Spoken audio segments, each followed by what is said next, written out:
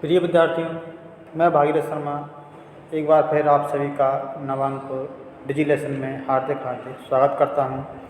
आज हम हिंदी का अगला चैप्टर अशोक का हृदय परिवर्तन पढ़ेंगे। यह चैप्टर एक ऐतिहासिक घटना पर आधारित है।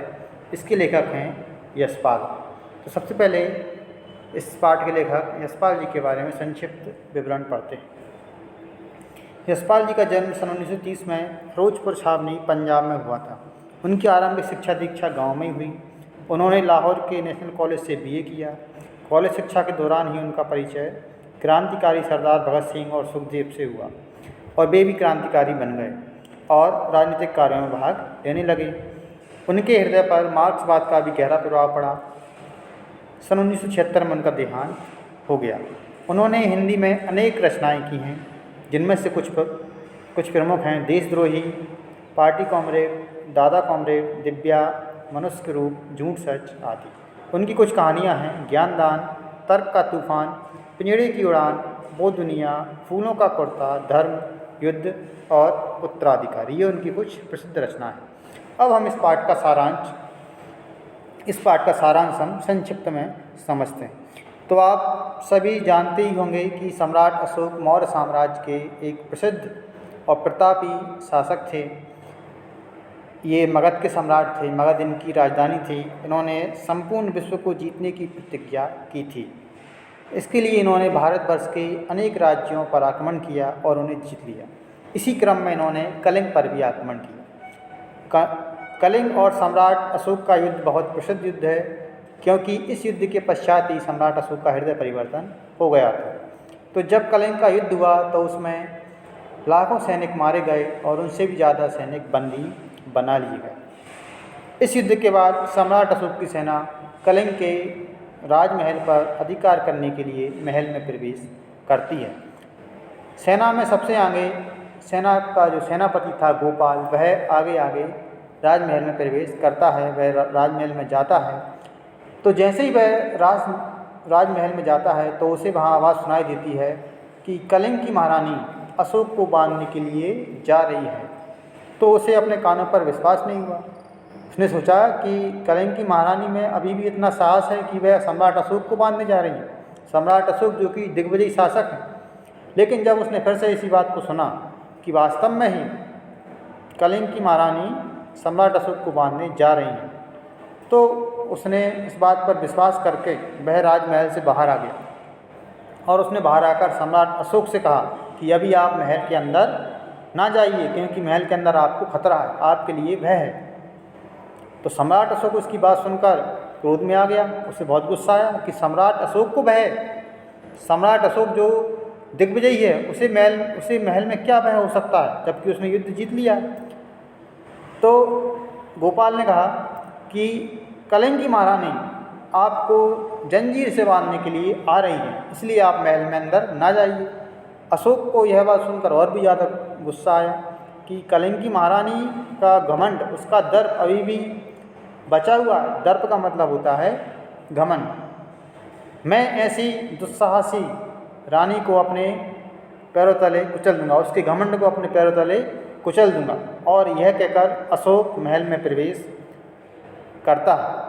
और उधर महल में कलिंग की महारानी अमिता, वास्तव में अमिता एक 12 साल की बालिका है और वह यह नहीं जानती कि वह क्या करने जा रही है। वह सम्राट अशोक को बांधने जा रही है, लेकिन एक बालिका है और वह और बच्चों की भांति ही वह हट करती है, जिद करती है कि मैं अशोक को बांध लूँगी, क्योंकि उसने हमारी सेना को मारा है, उसने बहुत से सैनिकों को मारा है, उसने प्रजा को परेशान किया, इसलिए मैं उसे अपने कुत्ते की जंजीर से बांध लूँगी। उसकी माता और सैनिकों ने उसे रोकने का बहुत प्रयास किया, लेकिन वह नहीं रुकी और वह राजमहल से बाहर निकलकर आंगन की ओर दौड़ती हुई जा रही थी। तभी सामने से अशोक आंगन से महल की ओर ही आ रहा था। अमिता ने जब अशोक को देखा तो उसने अशोक से पूछा कि तुम कौन हो? तुम तो बहुत सुंदर हो, तुम्हारे कपड़े बहुत सुंदर हैं, तुम कौन हो? तुम हमारे साथ चलो, हम अशोक को बांधने जा रहे हैं, हम उस दुष्ट अशोक को अपनी जंजीर से बांधने जा रहे हैं, तुम भी हमारे साथ चलो। अशोक उस छोटी सी बालिका की बात सुनकर चुपचाप खड़ा रह गया और उसे देखता रहा कि यह बालिका क्या कह रही है। वह कुछ बोल ना सका। तभी अमिता को क्रोध आया। उसने कहा कि तुम हमारी बात नहीं मान रहे हो। हमने कहा तुमसे कि हमारे साथ चलो, लेकिन तुम चुपचाप खड़े हो, हमारे साथ चलते नहीं।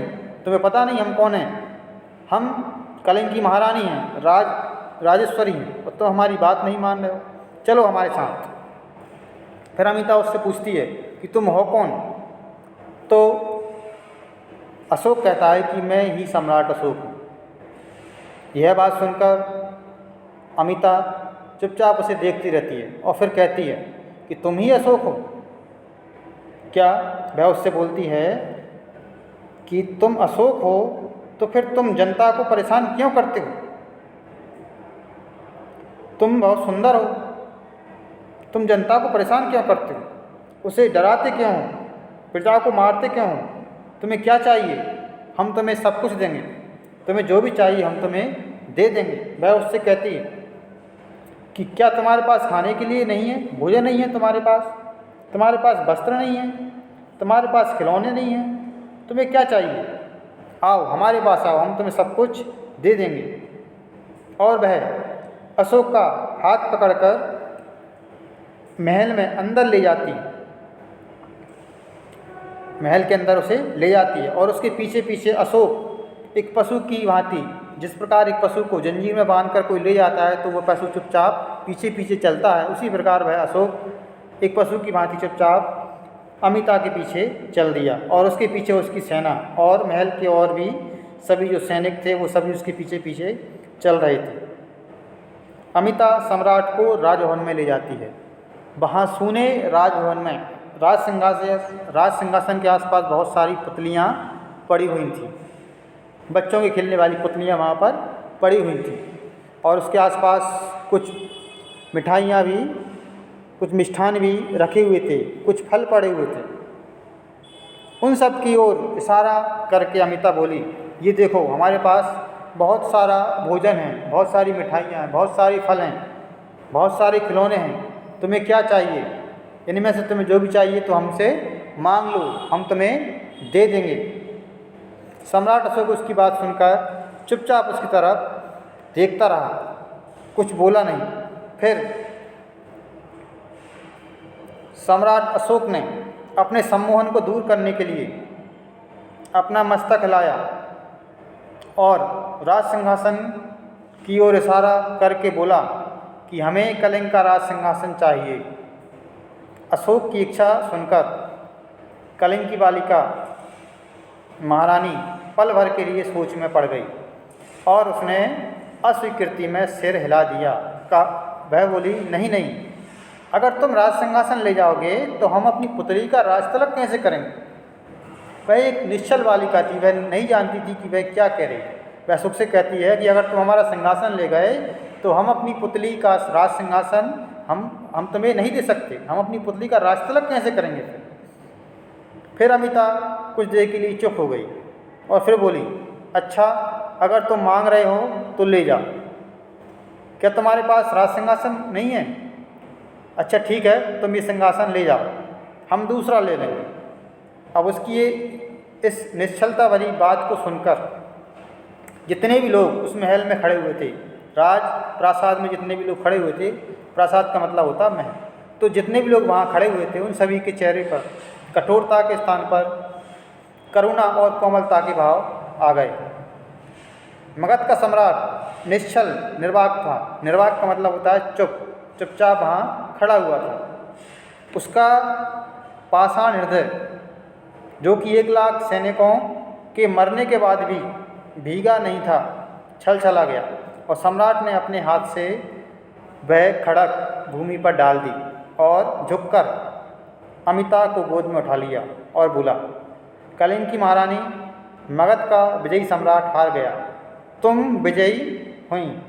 तुम दुष्ट अशोक को बांधने जा रही थी, लो अशोक स्वयं ही तुम्हारे पास आ गया। और अशोक ने कलिंग की महारानी के हाथ से कुत्ते की जंजीर लेकर अपने गले में डाल ली और बोला कि लो, सम्राट अशोक तुम्हारा बंदी बन गया।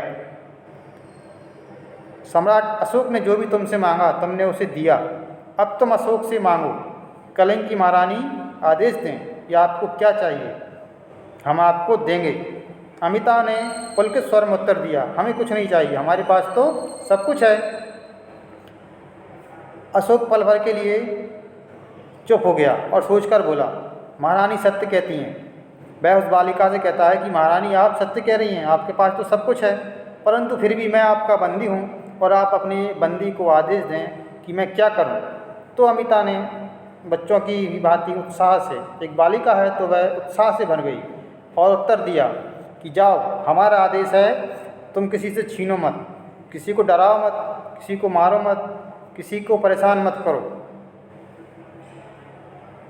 वह उस सम्राट अशोक से कहती है कि अब किसी को परेशान मत करना। और फिर अपने बबरू का अर्थ होता है कुत्ता, अमिता अपने बबरू की तरफ इशारा करके कहती है कि यदि तुमने